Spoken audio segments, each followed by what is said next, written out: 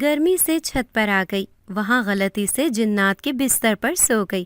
جب جنزات مجھے سوتا دیکھ بولا ماشاء اللہ، اور پھر میرا نام تانیہ ہے اور میری عمر 20 سال ہے۔ میں اپنے بہن بھائیوں میں پہلے نمبر پر ہوں۔ میری امی بیمار تھیں جس کی وجہ سے پورے گھر کی ذمہ داری میں نے اپنے سر لے لی تھی۔ یہی وجہ تھی کہ میں میٹرک سے آگے نہیں بڑھ سکی تھی۔ تعلیم حاصل کرنا میرا بہت بڑا خواب تھا، لیکن ہزار چاہنے کے باوجود بھی اپنے گھر والوں کا خیال رکھنے کی وجہ سے میں اپنا یہ خواب پورا نہ کر سکی تھی۔ لیکن میں خوش تھی کیونکہ میرے بابا ہمیشہ کہتے تھے کہ اپنے لیے تو سب جیتے ہیں، لیکن عظیم انسان وہ ہے جو اپنی خوشیوں کو دوسروں کے لیے قربان کر دیتا ہے۔ میں بھی ان کی اس بات پر عمل کرتے ہوئے اپنے بہن بھائیوں کو تعلیم حاصل کرتے دیکھ کر خوش تھی۔ میرا چھوٹا بھائی جسے ڈاکٹر بننے کا شوق تھا، اس کے لیے ڈاکٹر بننے کی دل سے دعا کرتی تھی۔ میری امی جنہوں نے مجھے بہت لاڈ سے پالا تھا اور گھر کی بڑی بیٹی ہونے کی حیثیت سے مجھے خاص اہمیت دی جاتی تھی، اب مجھے ایک ذمہ دار بیٹی کے روپ میں دیکھ کر بہت خوش ہوتی تھی۔ ایک دن میرے بابا گھر آ کر امی سے مخاطب ہو کر کہنے لگے، جمیلہ، میرا ایک دوست گاؤں میں ایک عمل کرنے کے لیے شہر آیا ہے۔ وہ گاؤں کا جانا مانا عامل ہے۔ شہر میں کسی نے علاج کے سلسلے میں بلایا ہے۔ ویسے تو اس کے پاس رہنے کے لیے کافی جگہ ہے، لیکن میں چاہتا ہوں کہ میرا دوست شہر آئے تو میرے گھر رہے۔ تم ایسا کرو کہ تانیہ سے اوپر والا پورشن صاف کروا دو تاکہ ہم اسد کو وہاں ٹھہرا سکیں۔ بابا کی ہدایت پانے کے بعد امی نے مجھے اوپر پورشن کی صفائی کرنے کے لیے بھیج دیا۔ اوپر ہماری رہائش نہیں تھی، جس کی وجہ سے اوپر کا حصہ روزانہ کی بنیاد پر صاف نہیں ہوتا تھا۔ ویسے بھی وہاں ایک خالی کمرے اور اسٹور روم کے علاوہ پوری چھت خالی پڑی تھی۔ گرمی کے موسم میں ہم لوگ کبھی کبھار شام کے وقت اوپر چلے جاتے تھے۔ سردی کے دن تھے، اسی وجہ سے کافی دن سے وہاں محفل نہ جمی تھی، ہر طرف دھول مٹی جمی ہوئی تھی۔ میں نے کافی وقت لگا کر وہاں کی صفائی کی تو ہر طرف خوشبو پھیل گئی۔ اتنی دل فریب خوشبو میں نے اپنی زندگی میں پہلی بار سونگھ رہی تھی۔ میں مدہوش سی ہو گئی۔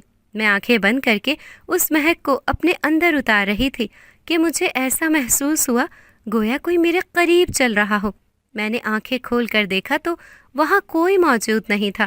میں یہی سمجھی کہ میرا وہم ہوگا اور خوشبو کا تعاقب کرنے لگی۔ کمرے کے باہر زینے کے قریب ایک بڑا سا رات کی رانی کا گملہ رکھا ہوا تھا جو میری امی کو ان کی ایک بچپن کی دوست نے بطور تحفہ دیا تھا۔ امی کو اس ہرے بھرے پودے سے بڑی محبت تھی۔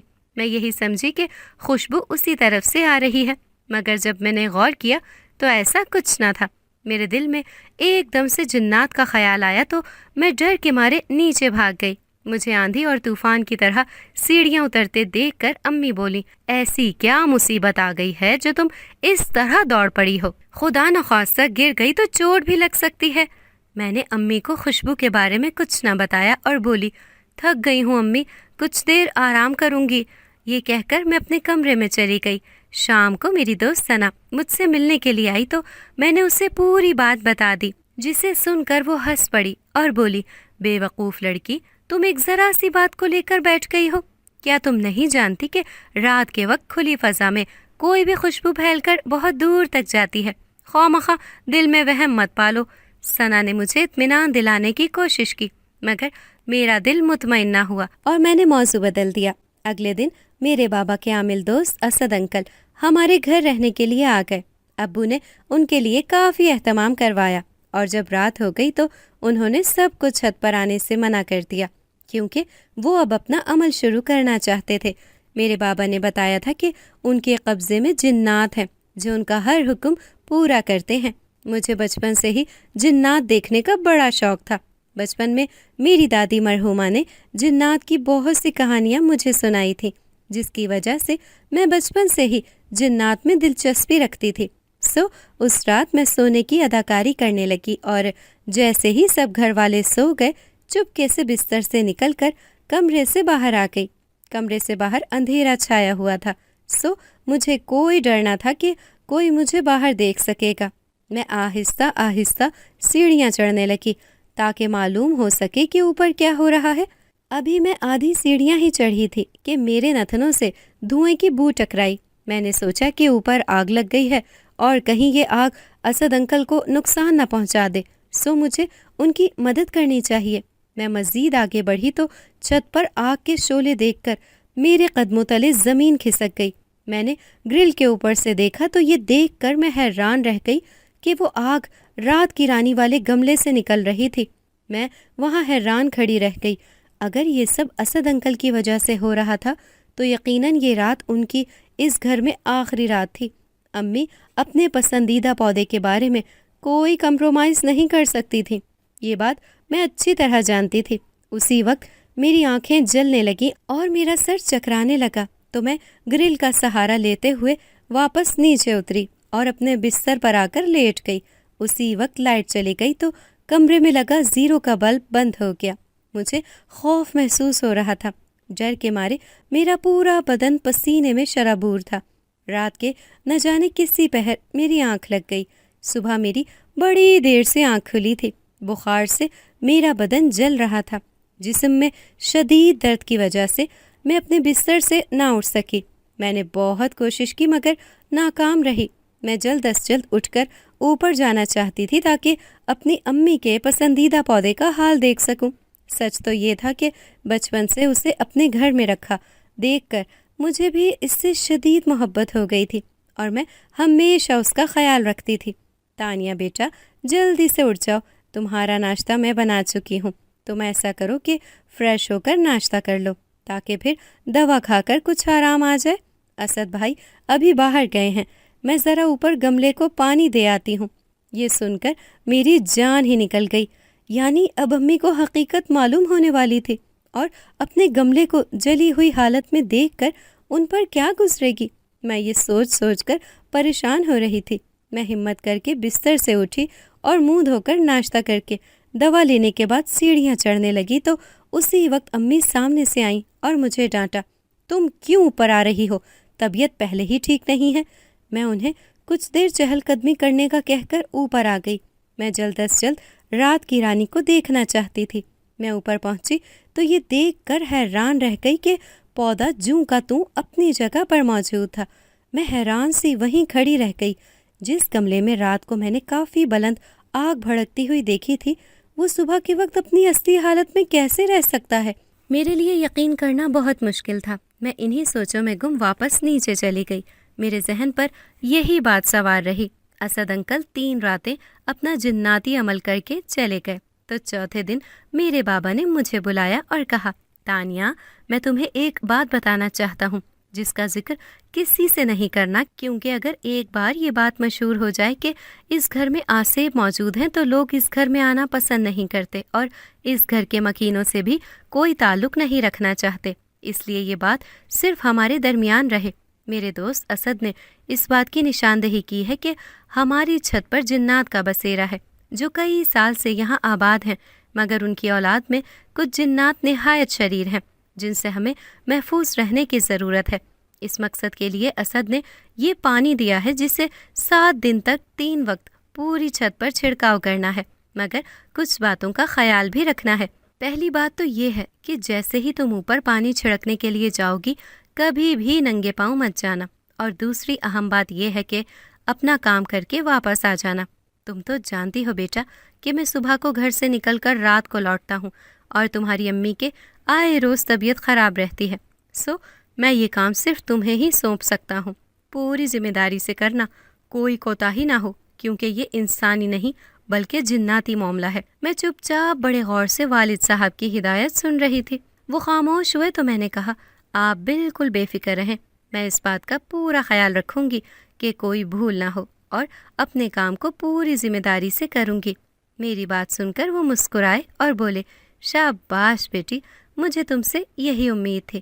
یہ کہہ کر انہوں نے پیار سے میرے سر پر ہاتھ رکھا اور پھر کچھ یاد آنے پر بولے، ہاں ایک بات یاد رکھنا کہ کسی چھوٹے بہن بھائی کو بھی اس بات کا معلوم نہیں ہونا چاہیے۔ بابا مجھے پوری بات خاصی تفصیل سے بتا کر چلے گئے، جبکہ میں ان کی دی ہوئی بوتل ہاتھ میں پکڑے کھڑی کچھ دیر تک اس کو دیکھتی رہی۔ اس کے اندر نیلے رنگ کا پانی تھا۔ میں نے اسے احتیاط سے اپنی الماری میں چھپا کر رکھ دیا۔ اگلے دن دوسرے شہر سے میری پھپھو رہنے کے لیے ہمارے گھر آئیں۔ انہیں دیکھ کر میں بہت خوش ہوئی کیونکہ میں ان کی لاڈلی بھتیجی تھی۔ انہوں نے بھی مجھے گلے لگا کر بہت پیار کیا۔ میں امی کے ساتھ نت نئے کھانے بنانے میں مصروف ہو گئی۔ چھت پر پانی ڈالنے کا خیال میرے ذہن سے نکل گیا۔ رات کو میں بستر پر لیٹی تو مجھے ایک دم سے خیال آیا۔ میں جلدی سے اٹھ بیٹھی اور الماری سے بوتل نکال کر چھت پر چلی آئی۔ ٹھنڈی ہوا نے پوری چھت کو اپنی لپیٹ میں لے رکھا تھا۔ مجھے ٹھنڈک محسوس ہوئی لیکن میں نے کوئی پرواہ نہ کی اور اپنا کام مکمل کر کے نیچے آ گئی۔ نیچے سب لوگ سو رہے تھے، کسی کو بھی میرے اٹھنے کا علم نہ ہوا۔ اسی طرح 6 دن گزر گئے۔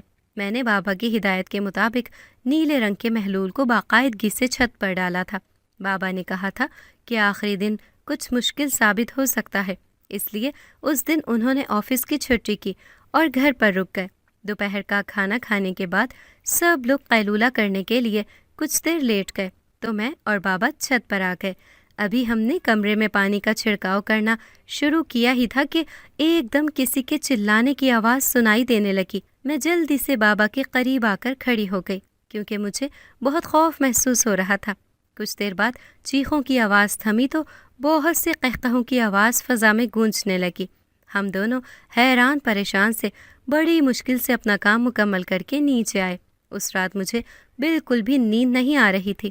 جیسے ہی سونے کے لیے آنکھیں بند کرتی، کبھی قہقہوں اور کبھی چیخوں کی آواز سن کر اچانک ڈر کر اٹھ جاتی۔ رات کے تیسرے پہر میری آنکھ لگ گئی تھی۔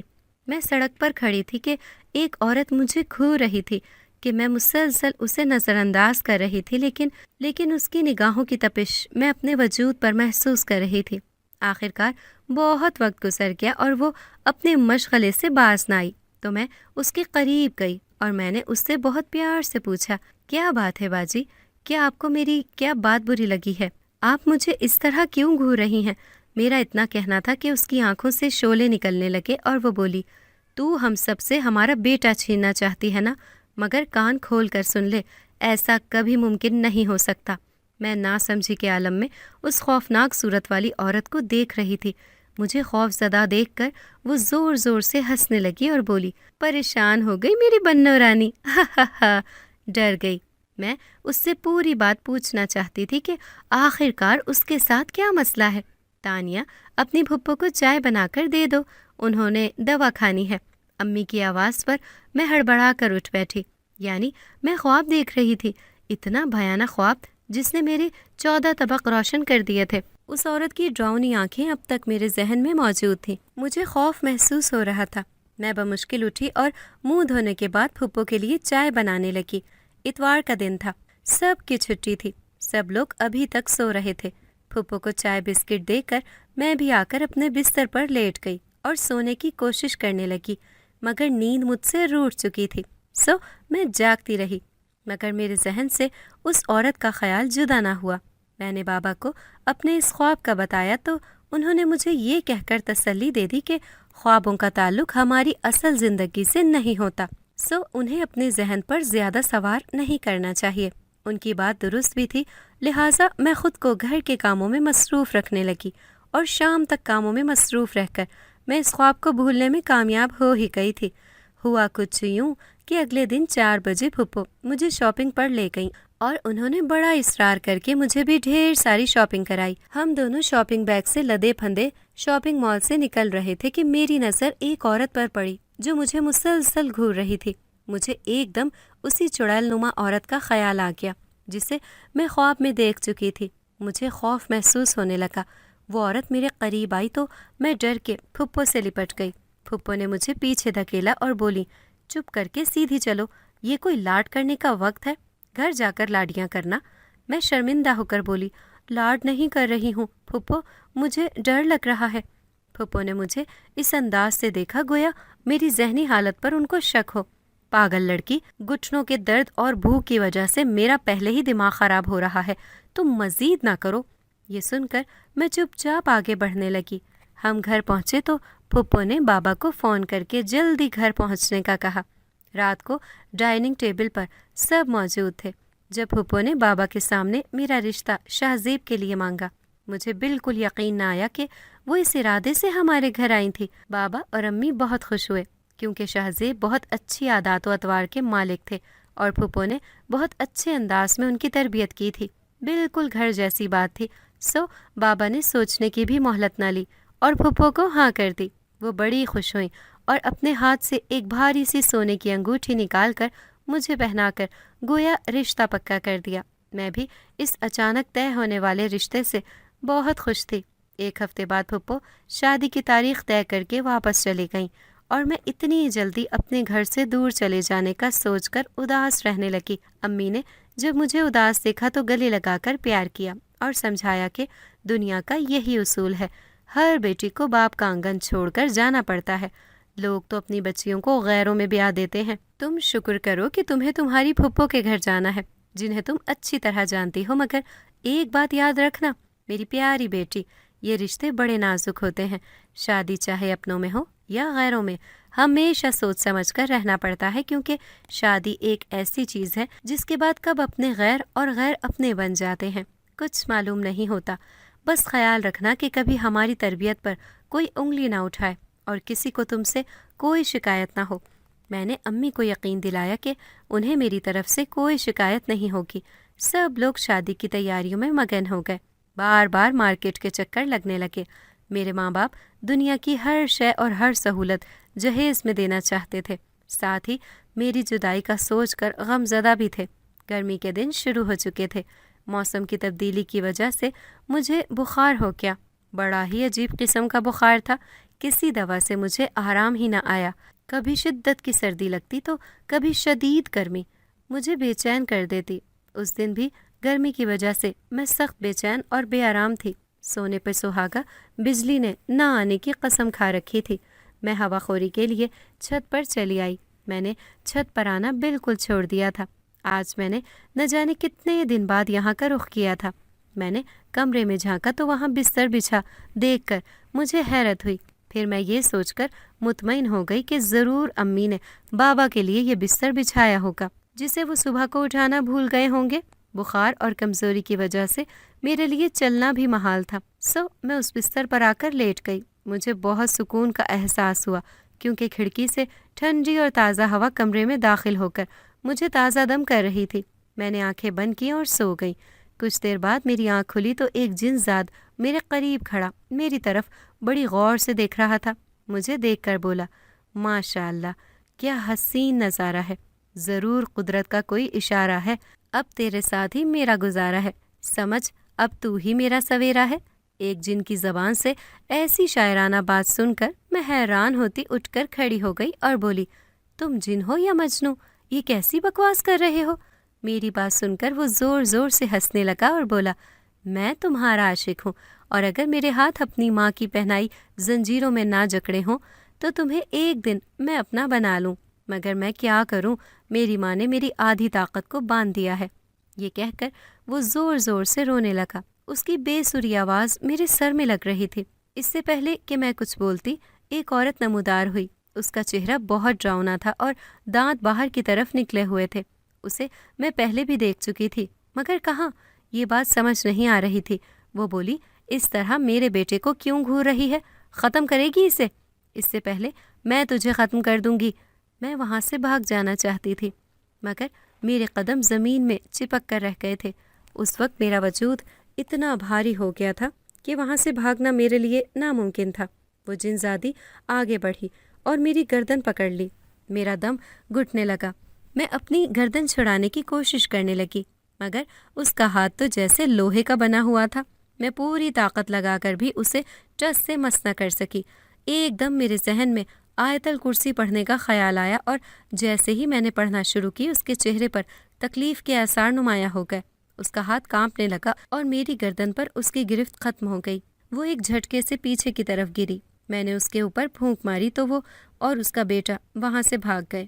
میں نے سکون کا سانس لیا اور ورد جاری رکھا۔ میں لمبے لمبے سانس لے رہی تھی۔ مجھے سانس لینے میں دشواری کا سامنا تھا۔ میں سست روی سے چلتی ہوئی نیچے اپنے کمرے میں آ کر لیٹ گئی۔ لائٹ آ چکی تھی اور پنکھا فل اسپیڈ میں چل رہا تھا، لیکن اس وقت میرا جسم پسینے میں شرابور تھا۔ میں کافی دیر تک خود کو نارمل کرنے کی کوشش کرتی رہی۔ اگلے بہت سے دن میں سہمی رہی اور چھت پر جانے سے گریز کیا۔ شادی کے دن بہت قریب تھے۔ مگر شادی سے 1 ہفتہ پہلے ایسی خبر سننے کو ملی جس نے ہم سب کو پریشان کر دیا۔ شاہزیب کا ایکسیڈنٹ ہو گیا تھا اور ڈاکٹر نے اسے 1 ماہ کا بیڈ ریسٹ بتایا تھا۔ شادی کی تاریخ بڑھا دی گئی تھی۔ خوشی بھری فضا میں اداسی گھل گئی تھی۔ میں نے شاہزیب کو فون کر کے خاصی تسلی دی تھی اور 1 ماہ گزرنے کے بعد میں سادگی سے دلہن بن کر پھپھو کے گھر آ گئی، جو کہ اب میرا سسرال تھا۔ پھپھو اور شاہزیب بہت خوش تھے اور ان دنوں میرے بہت ناز نخرے اٹھائے جا رہے تھے۔ ایک دن ایسا ہوا کہ میں صبح اٹھی تو میرے دوپٹے پر خون کے کچھ سرخ نشانات تھے۔ میں نے انہیں نظر انداز کر دیا، مگر یہ روز کا معمول بن گیا۔ میں نے شاہزیب یا پھپھو کو اس بارے میں بالکل نہیں بتایا، کیونکہ میں انہیں پریشان نہیں کرنا چاہتی تھی۔ روز صبح کو اٹھ کر میں اپنا دوپٹہ دھو کر داغ صاف کر لیتی۔ ایک دن کچن میں کھانا بناتے ہوئے مجھے چکر آ گئے اور میں گر گئی تو پھپھو مجھے فوراً ڈاکٹر کے پاس لے گئیں۔ ڈاکٹر نے میرا چیک اپ کر کے خوشخبری سنائی کہ میں ماں بننے والی ہوں۔ پھپھو اور شاہزیب یہ خبر سن کر بہت خوش ہوئے۔ میں خود بھی بہت خوش تھی، لیکن ہر روز دوپٹے پر لگے خون کے نشانات دیکھ کر میرا ذہن پورا دن اسی تجسس میں لگا رہتا کہ آخر کار یہ معاملہ کیا ہے۔ مجھے کوئی بھی سرا نہ ملا تو میں نے شاہزیب سے کہا کہ مجھے کچھ دن کے لیے امی کی طرف چھوڑائیں۔ پھپھو نے بھی کہا کہ اچھا ہے، تانیہ کو کراچی چھوڑاؤ تاکہ اس کا دل بہل جائے۔ میں اپنے شہر جانے کے لیے ٹرین میں سوار تھی۔ مجھے چائے کی شدید طلب محسوس ہو رہی تھی۔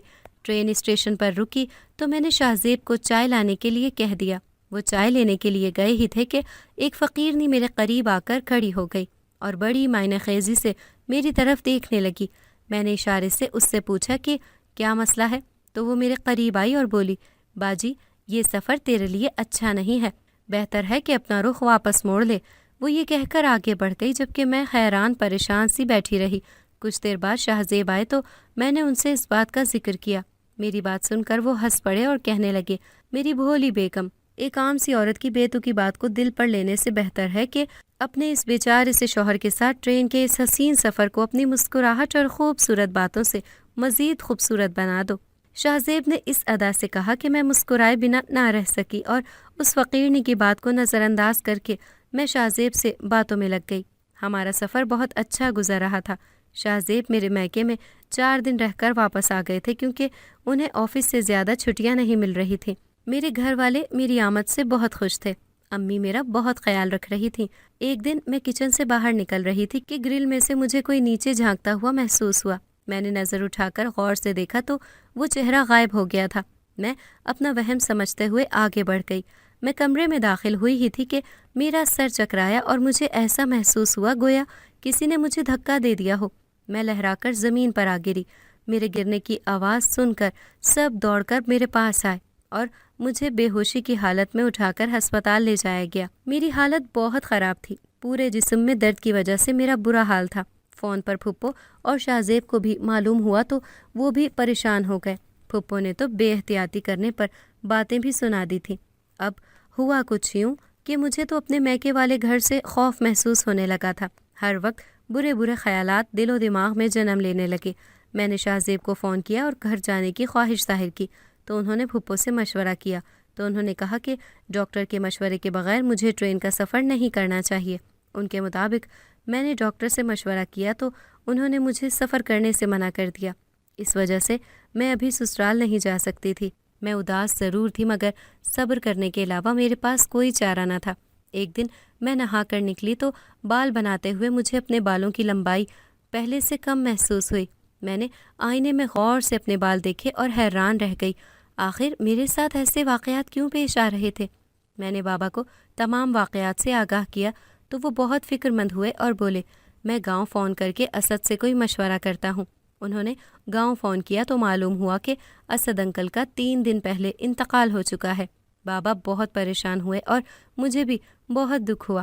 بابا نے اسد انکل کے ایک شاگرد کو اپنے پاس بلایا اور اسے ساری صورتحال سے آگاہ کیا تو انہوں نے آ کر میرا معائنہ کیا اور کہا کہ اس لڑکے پر کچھ برے جنات کا قبضہ ہو گیا ہے، جن میں ایک ایسا جنزاد بھی شامل تھا جو مجھے اپنے ساتھ لے کر جانا چاہتا تھا تاکہ وہ مجھ سے شادی کر سکے، مگر اس کی ماں جو جنات کی دنیا کی ایک جانی مانی جادوگرنی ہے، اس نے اپنے بیٹے کی آدھی طاقت اپنے جادو کے زور سے اپنے قبضے میں کر لی تھی۔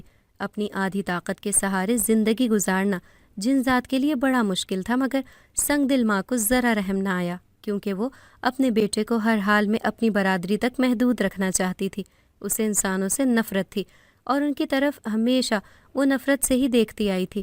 ایک دن اس کے بیٹے جن ذات کی ایک فتنہ شیطان جن سے لڑائی ہو گئی، جس نے اسے قتل کر دیا۔ اس روز سے اس کی ماں عجیب پاگل ہو گئی ہے اور فتنہ کرنے کا کوئی موقع ہاتھ سے جانے نہیں دیتی۔ بیٹے کی آدھی طاقت اپنے قبضے میں کرنے کی وجہ میں تھی، اس لیے وہ میری دشمن بن گئی اور اب ہر حال میں مجھ سے بدلہ لینا چاہتی تھی۔ انہوں نے کچھ تعویذ دیے اور پانی پر دم کر کے دیا۔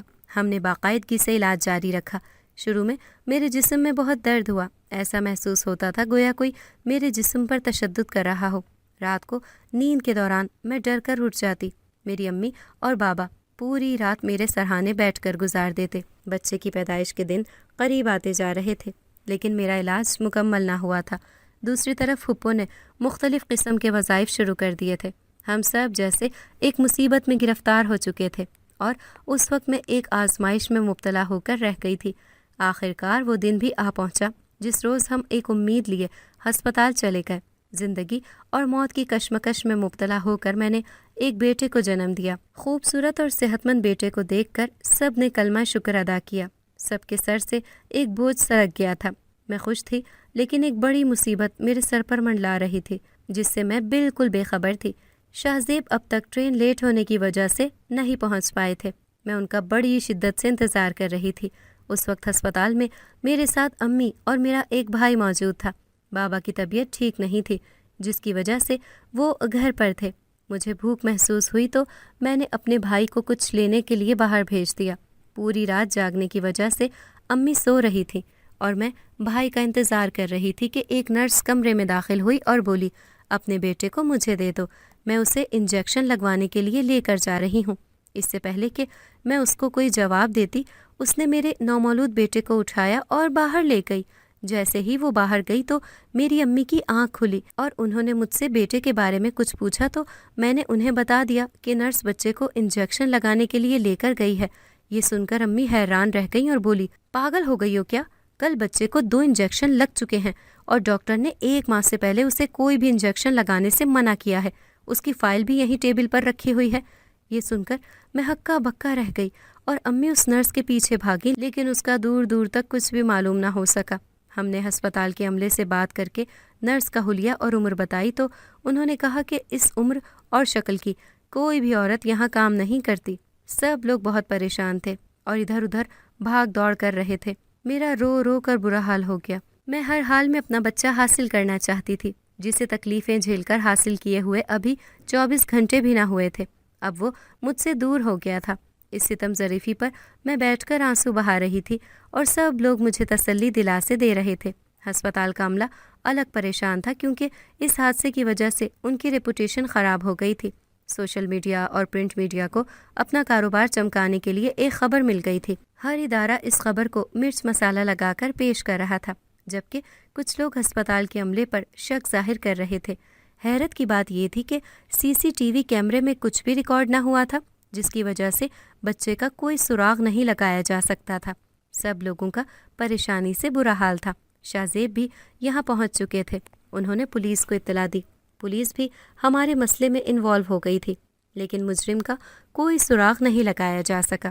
پولیس نے ہسپتال کے مالک کو گرفتار کر لیا تھا۔ ڈاکٹرز اور عملے نے مجھے ڈسچارج کر دیا تو میں خالی ہاتھ اور خالی دل لیے گھر واپس آ گئی۔ مجھے ہر پل اپنے بیٹے کا خیال آ رہا تھا، جو میری گود میں آتے ہی مجھ سے جدا ہو گیا تھا۔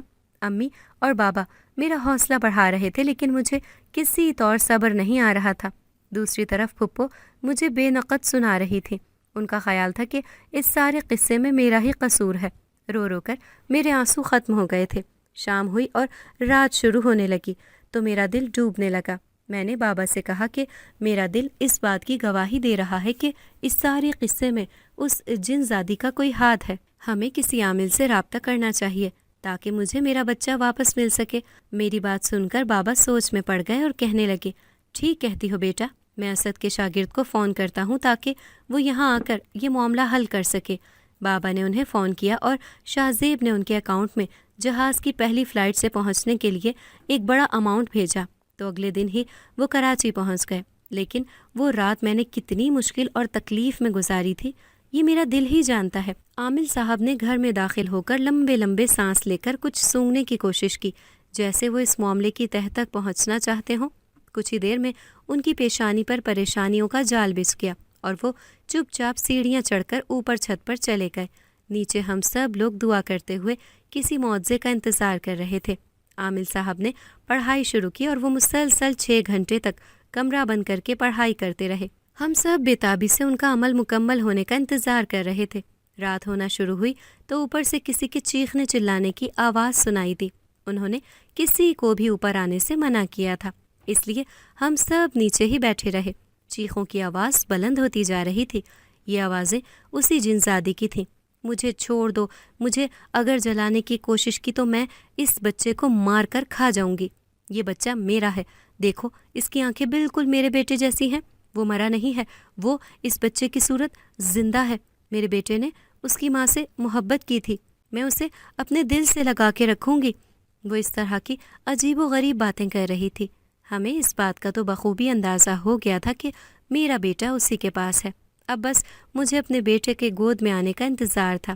رات کو 10 بجے عامل صاحب نے مجھے اوپر بلایا تو میں دوپٹے سے اپنا چہرہ ڈھانپ کر اوپر چلی گئی۔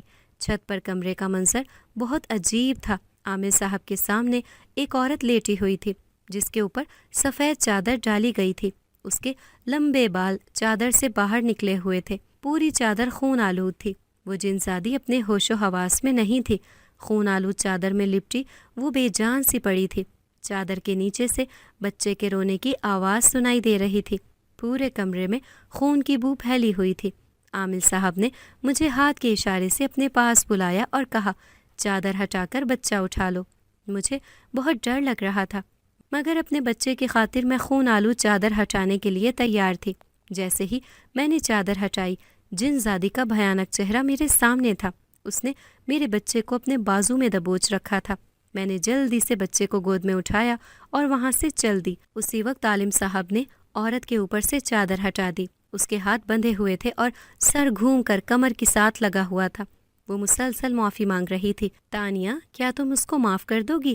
عامل صاحب نے مجھ سے پوچھا تو میں نے فوراً انکار میں سر ہلایا اور سخت لہجے میں کہا، نہیں، یہ میری اور میرے بچے کی دشمن ہے، میں اسے کبھی معاف نہیں کروں گی۔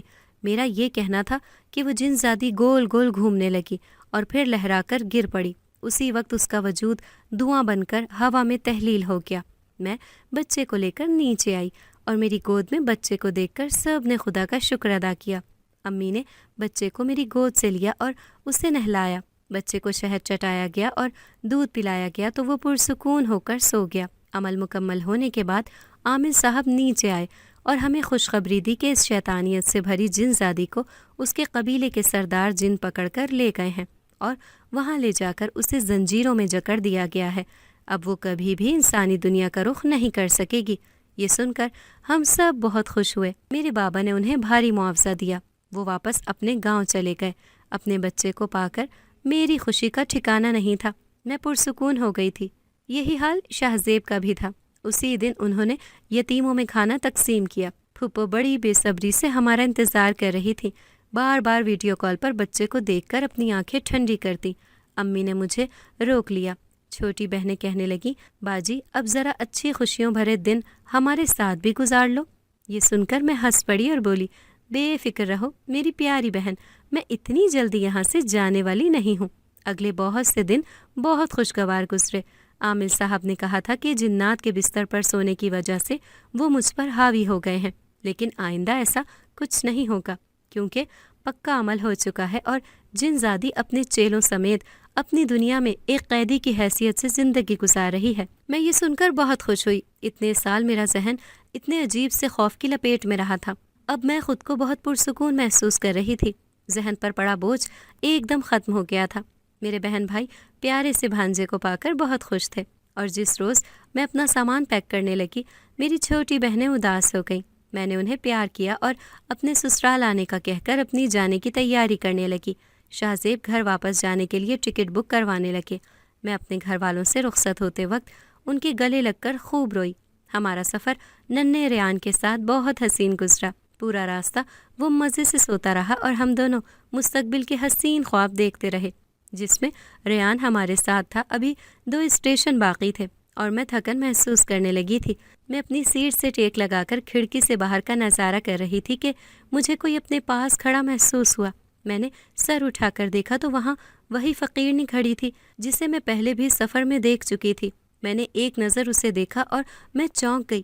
میں اپنی سیٹ سے کھڑی ہوئی تاکہ اس سے بات کر سکوں، مگر وہ میری طرف دیکھ کر مسکرائی اور تیزی سے چل کر ٹرین کے دوسرے ڈبے میں چلی گئی۔ میں نے اسے بلانے کی کوشش کی مگر ناکام رہی، کیونکہ میں اس کا نام نہیں جانتی تھی۔ کچھ لوگ مجھے ایک فقیرنی کی طرف بڑھتا دیکھ کر حیران ہو کر دیکھنے لگے تو میں شرمندہ سی اپنی جگہ پر واپس آ گئی۔